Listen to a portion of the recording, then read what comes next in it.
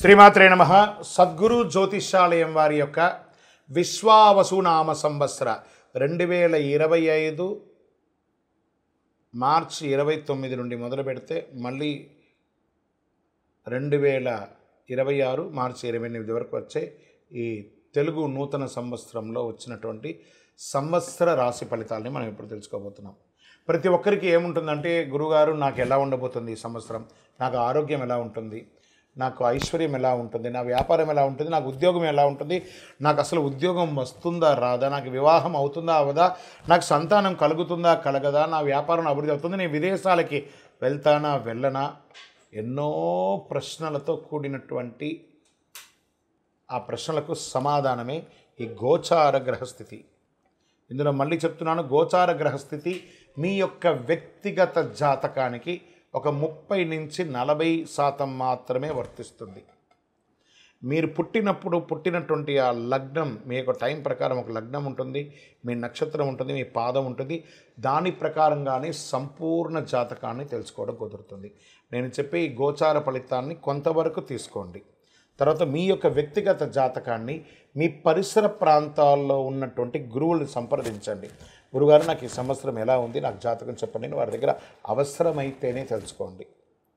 మళ్ళీ చెప్తున్నాను, ప్రతి దాంట్లోనూ ప్రతి ఎపిసోడ్లోనూ నేను చెప్తూ ఉంటాను, జాతకం పడుతున్న వర్షానికి ఒక గొడుగు మాత్రమే, కానీ జాతకం జీవితం కాదు. మీరు మిమ్మల్ని నమ్మండి, మీ ఇష్టదైవాన్ని నమ్మండి, మీ కులదైవాన్ని నమ్మండి, మీ జీవితం బాగా ఉంటుంది. మరి లేదు గురుగారు, మేము మీ దగ్గర తెలుసుకోవాలనుకుంటున్నామని చాలామందికి ఉంటుంది కదా. మా దగ్గర తెలుసుకోవాలనుకుంటే కింద కనబడుతున్న మా నంబర్కి మీ పేరు, date of birth, time of birth, place of birth WhatsApp చేయండి, కాల్ చేయకండి. అది చూసిన తర్వాత మా అడ్మిన్స్ మీకు రిప్లై ఇస్తారు. 2025 తెలుగు సంవత్సరాల విశ్వావసునామ సంవత్సరంలో ప్రతి ఒక్కరికి మన యొక్క ఆదాయ వ్యయాలు ఎలా ఉంటాయి, నా రాశికి ఎలా ఉంటుంది, నాకు రాజపూజ్య అవమానాలు ఎలా ఉన్నాయి,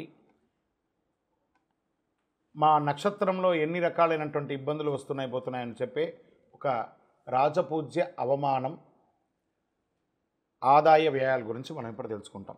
కొత్త సంవత్సరంలో ఆదాయ వ్యయాలు, అనుకూల ప్రతికూలతలు.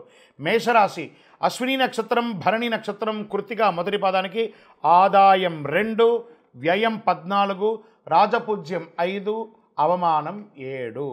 ముందుగా మొట్టమొదటిది మేషరాశి. అశ్విని నక్షత్రం, భరణి నక్షత్రం, కృత్తిక మొదటి పాదానికి సంబంధించిన మీరు మేషరాశి వారిగా పరిగణించబడుతున్నారు.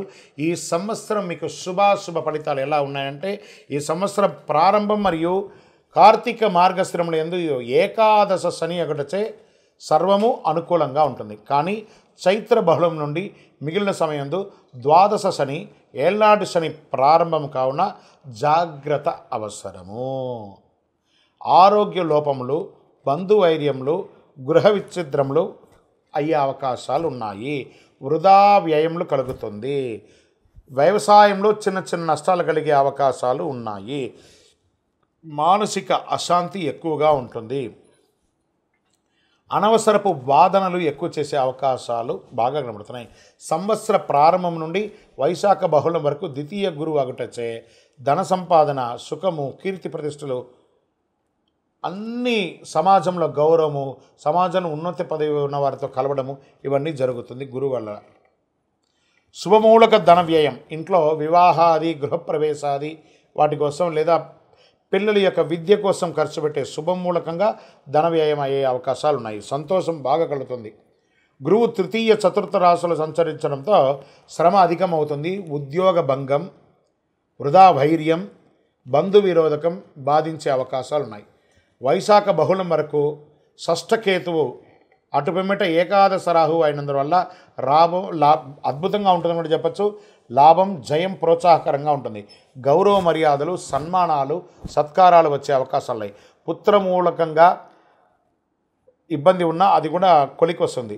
చైత్ర వైశాఖములందు, కార్తీక మాస మార్గశిరములందు కుజానుకూలత లేనందున కొంత జాగ్రత్తగా ఉండాలని చెప్పడం జరుగుతుంది. దీంట్లో ఓవరాల్గా సర్వీస్ సెక్టార్లో ఉన్నవాళ్ళు, డాక్టర్స్, అడ్వకేట్స్ లేదా ఇంజనీర్స్, ఈ యొక్క డిఫెన్స్, పోలీస్, ఇలాంటి రంగంలో ప్రభుత్వ సర్వీస్ సెక్టర్ వాళ్ళకి బాగా ప్రెషర్ వస్తుంది. ఉద్యోగరీత్యా కాస్త జాగ్రత్త పడండి. వ్యాపారస్తులు కొత్త వ్యాపారాలు ఏది ప్రారంభించకండి, ఉన్న వ్యాపారాన్ని అలా అభివృద్ధి చేసుకుంటూ వెళ్ళండి.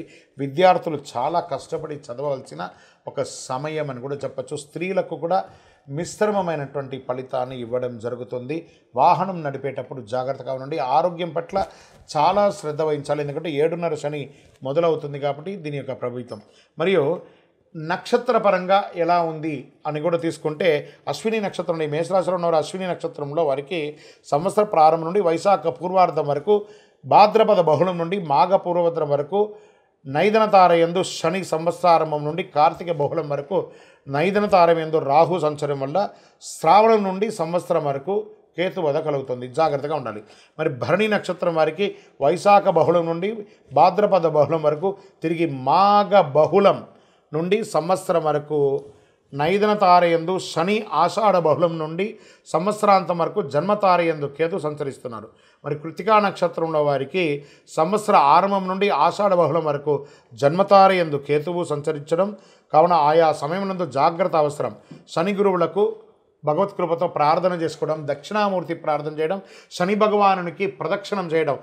దీనికి ప్రాయశ్చిత్తం ఏం చేయాలి అంటే పక్కన ఏదైనా మీ పరిసర ప్రాంతాల్లో ఉన్నటువంటి దేవాలయంలోకి వెళ్ళి నవగ్రహాలకి 19 ప్రదక్షిణాలు, 19 మంగళవారాలు, 19 శనివారాలు, 19 ప్రదక్షిణలు అలా చేసి చూడండి. అద్భుతంగా ఉంటుంది. ఒక చిన్న బెల్లం ముక్కను కాకికి పెడుతూ ఉండండి. లక్కీ నెంబర్ 5 మరియు 9 మీకు చాలా కలిసి వస్తుందని కూడా చెప్పడం జరుగుతుంది. రెడ్ కలర్ అండ్ ఈ మన గ్రే కలర్ ఉంటుంది చూసారా, సిమెంట్ కలర్, ఆ కలర్ని ఎక్కువ వాడడానికి ప్రయత్నం చేయండి. ఇంకను సకల దోషాలు తొలగడానికి మీ వయస్సు ఎంత ఉందో అన్ని దీపాన్ని మీ ఇష్టదైవం కులదైవం దగ్గర పోయి వెలిగించండి. కనీసం ఈ సంవత్సరంలో మీ నక్షత్రం రోజైనా పోయి వెలిగించండి. చాలా శుభం కలుగుతుంది. ఈ అతి శక్తివంతమైనటువంటి కరుంగాళి మాలను ధరించండి. ఆయురారోగ్య ఐశ్వర్య భోగభాగ్యాలతో ఉండండి. శ్రీమాత్రే నమః. అందరికీ కూడాను ఈ విశ్వావసు నామ సంవత్సర శుభాకాంక్షలు, ఉగాది శుభాకాంక్షలను కూడా చెప్పుకోవచ్చు. అసలు ఈ ఉగాది అంటే ఏంటి? యుగానికి ఆదిగా ఉన్నటువంటిది యుగాది అంటారు కదా. ఈ ఉగాది అంటే ఏంటి? ఈ ఉగాది యొక్క విశిష్టత ఏంటి? ఈరోజు ఏమేమి చేయాలి? ఉగాది పంచాంగ శ్రవణం ఎందుకు చేయాలి? ఉగాది పచ్చడి ఎందుకు చేయాలి? ఉగాది యొక్క విశిష్టత మొత్తం మనం ఇప్పుడు తెలుసుకోబోతున్నాం. ఈ ఉగాది అంటే ఎలా జరుపుకోవాలి అనే దాని ముందు చూసుకోండి. ఉగాది అంటే తెలుగింటికి ఒక అద్భుతమైనటువంటి అసలు సిసలైన తెలుగువారి యొక్క పండుగ అని చెప్పవచ్చు. తొలి పండుగ అన్నిటికంటే కూడా ఈ తొలి పండుగ ఉంటుంది. ఈ పేరు వినగానే ప్రకృతి అంతా కూడా పులకించిపోతుంది. చైత్రమాస శుద్ధ పాడ్యమి నాడు వస్తుంది. ఇది చక్కగా ప్రకృతి పరంగా చూస్తే కొత్త మార్పులు ఉగాది రోజు నుంచే ప్రారంభమవుతాయి. రాలిన ఆకులంతా కూడా చెట్లకంతా రాలిపోయి ఉంటుంది చూసారు, అవన్నీ కూడా చిగురించి కొత్త ఆకులుగా లేత ఆకులుగా ప్రతి దాంట్లోనూ కనబడుతుంది. కోయిల కొత్త సంవత్సరానికి రాగాన్ని ఇస్తున్నట్టుగా ఉంటుంది. మల్లె, మామిడి పిందులు, వేపపూత ఇవన్నీ కూడా చూస్తే ఎక్కడ చూసినా ఇది వచ్చేసి పట్టణంలో కంటే కూడా పల్లెల్లో చూస్తే చాలా ఆహ్లాదంగా ఉంటుంది. ఆ యొక్క ఇవన్నీ కూడాను ఉత్సాహంగా కోయిల కుహుకారం చాలా అద్భుతంగా ఈ యొక్క నెలలో కూడా వినబడుతుంది అంటారు. పూల పరిమళాలు, మల్లెపూలు, రకరకాలైనటువంటి సుగంధభరితమైనటువంటి పూలంతా కూడా పుష్పించే సమయం ఈ యొక్క ఉగాది సమయంలో. ఈ ఉగాది అంటే తెలుగు సంవత్సరం మొదటి రోజు అని కూడా మనం అంటుంటాం. తెలుగు సంవత్సరం కూడా మొదలవుతుంది. ఇది ఆంధ్రప్రదేశ్, తెలంగాణ, కర్ణాటక మరియు మహారాష్ట్రలో ఉగాది వేడుకలు చాలా గొప్పగా జరుపుకుంటారు. తెలుగు రాష్ట్రాలతో పాటు మహారాష్ట్రలోనూ తెలుగు సంవత్సరాదిని చాలామంది జరుపుకుంటున్నారు. వారి వారి భాషల్లో ఈ ఉగాదిని పిలుచుకుంటారు. ఆంగ్ల సంవత్సరం జనవరి 1 నుండి డిసెంబర్ 31 వరకు ఎలా ఉంటుందో తెలుగు సంవత్సరం కూడా ఏడాది పేరుతో ప్రారంభమై చైత్రం నుండి పాల్గొన్న వరకు 12 నెలలుగా ఉంటాయన్నమాట. ఇది అప్పుడప్పుడు అధిక మాసాలు వస్తే 13 నెలలుగా కూడా ఈ యొక్క ఉగాది అనేది ఉంటుంది. అసలు ఉగాది ఎందుకు జరుపుకుంటాం? దాని వెనక ఉన్న పురాణ గాథలు ఏమైనా ఎవిడెన్స్ ఉన్నాయా? మనం ప్రమాణంతోనే చెప్తున్నామా? చైత్రమాస శుద్ధ పాడ్యమి రోజు ఉగాది జరుపుకుంటాము. అగస్య ఆది అనేది ఉగాది. ఉగ అనగా నక్షత్ర గమనం, జన్మ, ఆయుష్ అని అర్థం అన్నమాట. ఆది అనగా మొదలు, ఈ రెండింటిని కలిపి ఉగాది అయింది. ఈ రోజునే బ్రహ్మ సమస్త సృష్టిని ప్రారంభించాడని పురాణాలు చెప్తున్నాయి. వైకుంఠనాథుడైనటువంటి విష్ణుమూర్తి మత్స్యావతారాన్ని ధరించి వేదాలను హరించిన సోమకాసురుని సంహరించి వేదాలను బ్రహ్మకు తిరిగి అప్పగించినటువంటి పర్వదినం ఉగాది. శాలివాహనుడు పట్టాభిషేకుడై శౌర్య పరాక్రమణతో శాలివాహన యుగకర్త బాసిల్లింది కూడా ఈ ఉగాది నాడే అని పురాణాలు పేర్కొంటున్నాయి. ఆదాయ వ్యయాలు, రాజపూజ్య అవమానాలు చెప్పడం జరుగుతుంది. కొత్త సంవత్సరం వర్షపాతం ఎప్పుడు ఉంటుంది అని చెప్పబడేది ఆ పంచాంగ శ్రవణంలో ఉంటుంది. శుభముహూర్తాలు ఎప్పుడెప్పుడు ఉన్నాయి, తర్వాత కర్తరి ఎప్పుడు ఉంది, మూడాలు ఎప్పుడు ఉన్నాయి, ఈ వాతావరణంలో ఏమైనా తేడా ఉందా, తర్వాత సంక్షోభం ఏమైనా ఉందా, అతివృష్టి అనావృష్టి ఏమైనా ఉందా, పంటలు ఎలా పండుతాయి, ప్రధానంగా పెళ్ళిళ్ళ సీజన్ ఉన్నప్పటి నుంచి ప్రారంభమవుతుంది కాబట్టి పెళ్ళిళ్ళు ఎలా ఉన్నాయి, ముహూర్తాలు అసలు ఉన్నాయా లేదా, తిరిగి ఎప్పుడు మంచి ముహూర్తాలు వస్తాయి.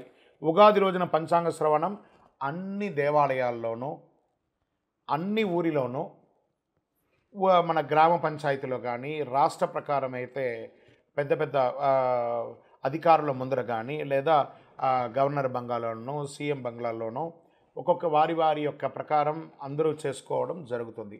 ఇది పల్లెలా వాడలా జరుపుకునే ఒక అద్భుతమైనటువంటి పండుగ కాబట్టి ఇది ఉగాది. ఈరోజు పంచాంగ శ్రవణం వినడం వల్ల సంవత్సరం మొత్తంలో తిథివార నక్షత్ర యమగండ దుర్ముహూర్త వర్జ్యాలు మనం తెలుసుకోకపోయినా ఈ ఒక్కరోజు తెలుసుకోవడం వల్ల ఈ సంవత్సరానికి కావలసినట్టు ఉంటుంది. ఈ పంచాంగ శ్రవణం వినడం వల్ల ఆయుక్షేమం అవుతుంది, దీర్ఘాయుష్ పొందుతారు, ఐశ్వర్యాన్ని పొందుతారు. ఏ విధమైనటువంటి ఆటంకాలున్నా మనకు కూడా అనిపిస్తుంది మనం ఏదైనా నిర్ణయించుకోవాలి, ఈ సంవత్సరం ఈ విశ్వావసునామ సంవత్సరంలో నేను ఏదైనా సాధించాలి అనే దానికి శ్రీకారం చుట్టే ఒక ప్రక్రియ ఉన్న రోజే ఉగాది. కాబట్టి ప్రేక్షక మిత్రులందరూ కూడా మా ఛానల్ ద్వారా చూస్తున్నటువంటి వారు ఇది మీకు నచ్చిందంటే సబ్స్క్రైబ్ చేయండి, లైక్ చేయండి, మీ మిత్రులకు అందరికీ కూడా షేర్ చేయండి. ఉగాది రోజు ఒక్కటి చేస్తే 1000 రెట్లుగా మీకు అనుగ్రహం కూడా వస్తుంది.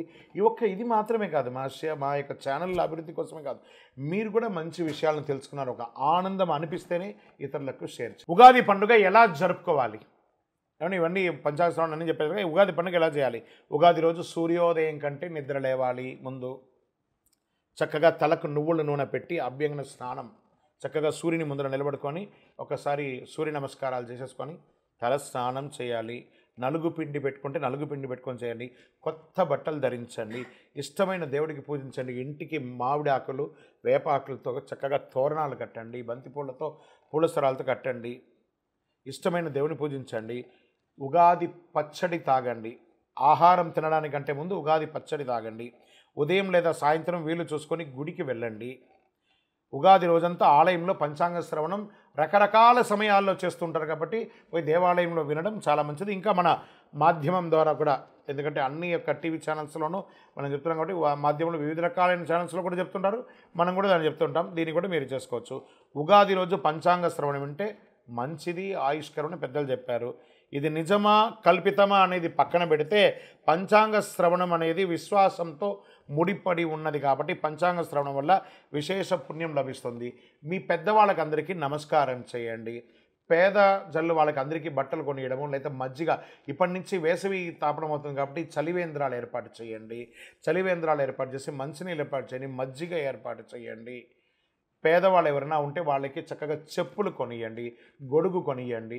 ఇలాంటి సేవా కార్యక్రమాలన్నీ కూడా చేయొచ్చు ఈ ఉగాది రోజు. ఇది మనం చేయవలసినటువంటి పని. అన్నిటికంటే కూడా ప్రేమగా చిరునవ్వుతూ ఉండే, అద్భుతంగా చేసుకునే భక్ష భోజనాలతో కూడినటువంటి ఆహారాన్ని మన ఇంట్లో వండి ఇతరులకు కూడా పంచిపెడితే ఐశ్వర్యం కలుగుతుంది. నహి నహి బహుదానం అన్నదానం సమానం అన్నారు. ఉగాది రోజు వీలుంటే ఒక్కరికైనా భోజనం పెట్టండి. ఉగాది పచ్చడి. ఈ ఉగాది పచ్చడి ఎందుకు చేస్తారు, ఎలా చేస్తారు, దీనివల్ల జరిగే మంచి చెడు ఏంటి, ఎందుకు ఉగాది రోజు ఉగాది పచ్చడి చేస్తున్నాం? ఈ ఉగాది రోజు ప్రతి ఇంట కనిపించేది ఉగాది పచ్చడి. మనం ఒకవేళ ఎవరింటికి పోయినట్టు ముందు పచ్చడి ఇచ్చేస్తారు. మనకు అప్పటికే చాలా తాగేసి ఉంటాం, ఒక రకంగా ఉంటుంది, అయినా తాగుతాం ఎవరింటికి పోయినా. ఈ పచ్చడి తయారు చేయడంలో అనేక అర్థాలు ఉన్నాయి. పచ్చడిలోనే జీవితాలు అన్ని పాళ్ళు కలిసి ఉంటాయని చెబుతారు. తీపి, చేదు, కారం, వగురు ఇలా అన్ని రకాలుగా ఉగాది పచ్చడిని చేస్తారు. ఇందులో మొత్తం 6 రుచులు ఉంటాయని చెబుతారు. ఈ షడ్రుచులు అంటారు చూసారా, ఈ షడ్రుచులు మన శరీరంలో ఏమవుతుంది, ఈరోజు ఉగాది పచ్చడి చేయడం వల్ల మనం సంవత్సరం అంతా రకరకాలైనటువంటి ఆహారం తిని ఉంటాం చూసారా, అవన్నీ కూడా ఎక్కడో ఒక చోట స్టక్ అయ్యి ఉంటుంది. కొలెస్ట్రాల్ రూపంలో కానీ, లేదా బోన్లో కానీ, లేకపోతే రక్తంలో కానీ ఏదో రకంగా అది ఫిక్స్ అయి ఉంటుంది. ఈ షడ్రుచులతో కూడినటువంటి ఒక ఉగాది పచ్చడి తీసుకోవడం వల్ల ఇవన్నీ కూడా క్లెన్స్ అవుతుంది, క్లీన్ అయ్యి అన్నీ కూడాను వ్యర్థంగా బయటికి వెళ్ళిపోయి మనం ఆరోగ్యవంతులుగా ఉంటామట. ప్రతి నరం, ప్రతి నాడి, ప్రతి శరీరంలో ప్రతి కణము కూడా కదులుతుందట ఈ ఉగాది పచ్చడి చేయడం. నక్కసిక పర్యంతం మన బండి ఓవర్ ఆయిల్ అయినట్టు. ఇప్పుడు ఎలా మన స్కూటరో కారో ఏదో ఒకటి కొంటే ఎలా ఓవర్ ఆయిల్ అవుతాం, అలాగే మన శరీరానికి ఉగాది పచ్చడి ఒక ఓవర్ ఆయిల్ చేసే ఒక అద్భుతమైనటువంటి సంజీవని ఔషధం. అంత గొప్పదనమాట. ఇందులో తీపి, కారం, పులుపు, వగరు, చేదు, కారం కలయికతో ఉగాది పచ్చడి తయారు చేస్తారు. మన జీవితంలో అన్ని రుచి చూడాలంటే ఈ ఉగాది పచ్చడి విశిష్టత. కష్టాలు, సుఖాలు, దుఃఖాలు, సంతోషాలు ఇలా అన్ని జీవితంలో చూడాల్సిన వస్తుందని ఈ పచ్చడి ద్వారా మనం సంస్కృతి మనకు తెలియజేసే ఒక మహత్తరమైనటువంటి ఒక విషయం అనమాట ఇది. ఈ పచ్చడిలో కలిసే వేప పువ్వు చేదుకి గుర్తుగా, మామిడి ముక్కలు పులుపుకి గుర్తుగా, అరటిపండ్లు తీపికి గుర్తుగా ఇందులో జత చేస్తూ ఉంటాను. బెల్లాన్ని కూడా ఇందులో కలుపుతాం. వేసవి కాలంలో వేడి చేయకుండా పూర్తిగా తిన్నది జీర్ణం కావడానికి వీటిని ఉగాది పచ్చడిలో ఉపయోగిస్తారని పెద్దల కాలం నుంచి దీన్ని పాటిస్తూ మనం వస్తున్నాం. పచ్చడితోనే ఈ పచ్చడి తినడం ద్వారా జీవితం అంటే అర్థమయ్యేలా పూర్వీకులు ఈ తరం వారికి చెప్పే ఒక మిగిలినటువంటి మనకు ఒక అవశేషం అని కూడా చెప్పవచ్చు. ఈ జనరేషన్తో ఫాస్ట్ జనరేషన్ కదా, అలాంటిది ఒక మిగిలిందని ఒక అవశేషంగా చెప్పచ్చు. పచ్చడిలో మాదిరిగానే జీవితంలో షడ్రుచులు ఉంటాయి, వాటిని సంతోషంగా ఆస్వాదించాలని పెద్దలు ఉగాది నాడు నుండి మీరు ఉండాలని చెప్పారు. ఆరోగ్యకరమైనటువంటి ప్రయోజనాలు, అనేక ఔషధ గుణాలు ఉంది ఇందులో. శరీరంలో ఆరోగ్యాన్ని కాపాడుకోవడానికి ఈ రకమైనటువంటి రుచులు జీవితంలో అవసరమని కూడా చెప్పేలా ఉగాది పచ్చడి తయారు చేస్తారు. సుఖాలను ఎంత ఆనందంగా స్వీకరిస్తామో కష్టాలను కూడా అదే మాదిరిగా ఆనందంగా తీసుకుంటే జీవితంలో ముందుకు సాగి అద్భుతమైనటువంటి జీవితంలో ఈ విశ్వావసు నామ సంవత్సరంలో ఉగాది పచ్చడిలో ఉన్నటువంటి షడ్రుచులు ఉన్నట్టుగానే మీ జీవితంలో కూడా షడ్రుచులతో కూడినటువంటి జీవితంగా బతకాలని మనస్ఫూర్తిగా ప్రార్థిస్తున్నాం. విజయోస్తు.